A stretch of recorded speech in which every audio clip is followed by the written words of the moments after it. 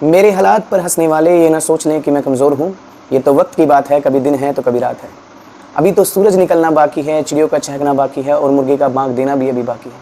इस काली रात के पीछे उजाले की किरण मुझे दिखाई दे रही है, जो धीरे से मुस्कुराते हुए मुझसे कह रही है कि हिम्मत मत हारना, मैं आ रही हूँ, बस थोड़ा तुम्हें आजमा रही हूँ। आज हम बात करने वाले हैं पावर ऑफ 2 पेजेस की, जो वेरी इंपॉर्टेंट रहने वाली है ये वीडियो आप सभी के लिए। बहुत बच्चे मोटिवेट नहीं हो पाते स्टडी को लेकर, लेकिन आज मैं आपको कुछ ऐसी बातें बताऊंगा जिससे आपको एक हैबिट बनाने में हेल्प मिल जाएगी कि किस तरह से आप स्टडी को फॉलो कर सकते हैं। इसमें कोई टाइम बाउंडेशन नहीं है बच्चे, बस आपको थोड़ा सा ध्यान देना है और सब्र देना है। ध्यान से वीडियो को पूरा देखिएगा तो आपको पूरी चीजें समझ में आ जाएंगी। तो चलिए स्टार्ट करते हैं।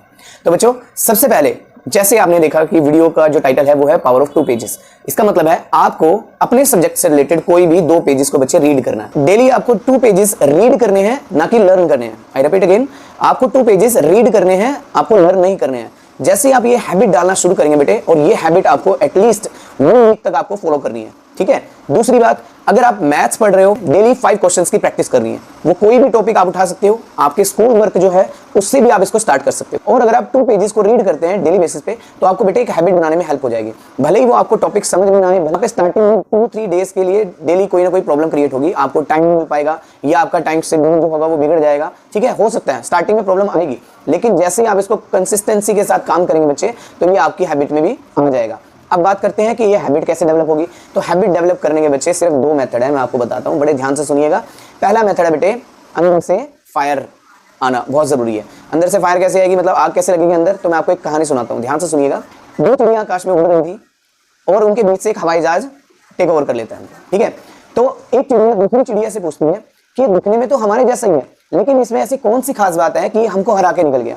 तो दूसरी चिड़िया उसको रिस्पॉन्स करती है, वो कहती है इसकी पूंछ में आग लगी हुई है, जिस दिन तेरी पूंछ में आग लग जाएगी तू भी निकल जाएगी, ठीक है। तो बच्चे यहाँ पे पूंछ में आग लगना बहुत जरूरी है आज के टाइम में, क्योंकि आज के टाइम में कंपटीशन इतना ज्यादा बढ़ गया है कि उसकी कोई लिमिट नहीं है, ठीक है। तो आपकी पूंछ में आग कितनी लगी है, इसी से आपकी स्टडी डिसाइड होती है कि आप स्टडी कर पाएंगे या नहीं कर पाएंगे, ठीक है। तो अब ये पूंछ में आग कैसे लगेगी, अब उसके बारे में बात करते हैं, ठीक है। सबसे पहले आपको बच्चे कोई भी एक मोटिवेशनल सोर्स आपको देखना है, ठीक है। बाहर के सोशल मीडिया पे नहीं देखना है, अपनी फैमिली में देखना है। आप अपनी फैमिली में देखें किसी से ज्यादा आपकी फैमिली में मेहनत कौन करता है, ये आपको सबसे पहले देखना है। आप देखेंगे कि आपके फादर होंगे जो बहुत मेहनत करते हैं, या आपकी मदर होंगी जो आपकी बहुत मेहनत करती है। इन सभी को आप ध्यान से देखेंगे कि ये कितनी मेहनत करते हैं और आपके लिए पैसे इकट्ठे करते हैं या आपकी जरूरतों को पूरा करते हैं। उनको आप देखिए, उनसे आपको मोटिवेशन सबसे पहले मिलेगा। कैसे? अगर आप मोटिवेट नहीं हो पा रहे हैं फिर भी, तो एक काम कीजिए, जिस दिन आपकी छुट्टी होती है, जिस दिन आप हॉलीडे होते हो, आप घर पे रहते हो, उस दिन आप अपने फादर के साथ या अपनी मदर के साथ, जो भी वो जॉब करते हैं या काम करते हैं, उनके साथ आप जाइए, ठीक है। उनको बस आपको देखना है, उनके साथ काम नहीं करना है कुछ भी, बस उनके साथ जाइए, उनके साथ फेस कीजिए कि वो किस तरह की प्रॉब्लम फेस करके हमें पढ़ा रहे हैं या हमारे लिए काम कर रहे हैं, ठीक है।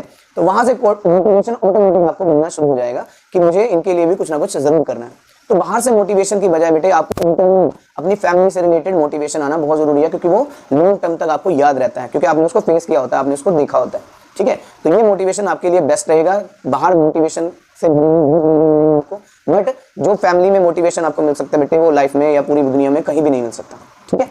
इसको आप फॉलो कीजिए। उसके बाद दूसरी चीज है बेटे कंसिस्टेंसी, यानी कि लगातार बने रहना। लगातार बने रहने से आपको बेटे एक हैबिट डेवलप करने में आसानी होगी, क्योंकि जब आपका मोटिवेशन आपके काम के साथ ऐड होगा बेटे, तो वो आपको लगातार इंप्रूवमेंट करने में हेल्प करेगा। आपको कहेगा कि आज 2 क्वेश्चंस किए हैं, बहुत अच्छा, खुद को शाबाशी देनी है एक बार।